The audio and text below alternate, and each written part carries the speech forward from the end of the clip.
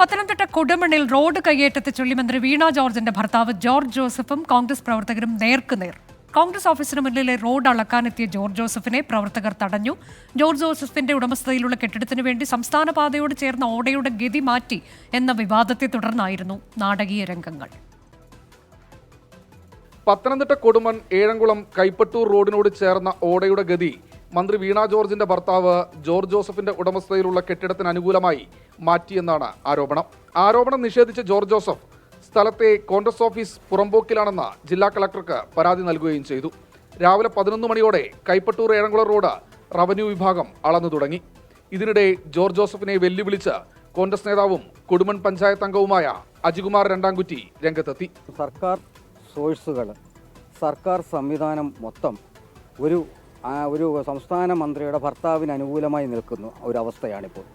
അത് സർക്കാർ സംവിധാനം ഏതൊക്കെ തരത്തിൽ കൂടെ ആണെങ്കിൽ പോലും അതിനകത്ത് ഒരു കാരണവശാലും ഈ അളവിലൊരു നീതി പ്രതീക്ഷിക്കുന്നില്ല. വെല്ലുവിളി ഏറ്റെടുത്ത ജോർജ് ജോസഫ് സ്ഥലത്തെത്തി. ആദ്യം തന്റെ കെട്ടിടത്തിന് മുന്നിലെ റോഡ് അളന്നു. കോൺഗ്രസ് ഓഫീസിന് മുന്നിലെ റോഡ് അളക്കാനെത്തിയതോടെ തർക്കമായി. അതെ,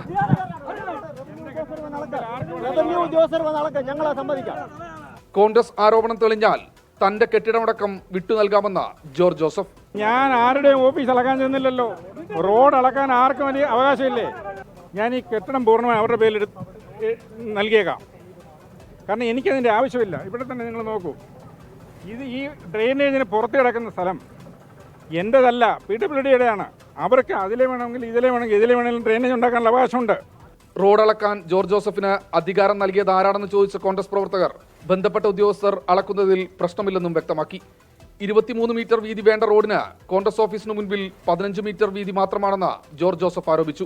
ലാൻഡ് റവന്യൂ തഹസിൽദാരുടെ നേതൃത്വത്തിൽ പുറമ്പോക്ക് ഭൂമി അളന്നു തിട്ടപ്പെടുത്താനുള്ള നടപടി തുടരുകയാണ്. ജിബിനൊപ്പം ശ്രീകുമാരൻ, 24 പത്തനംതിട്ട.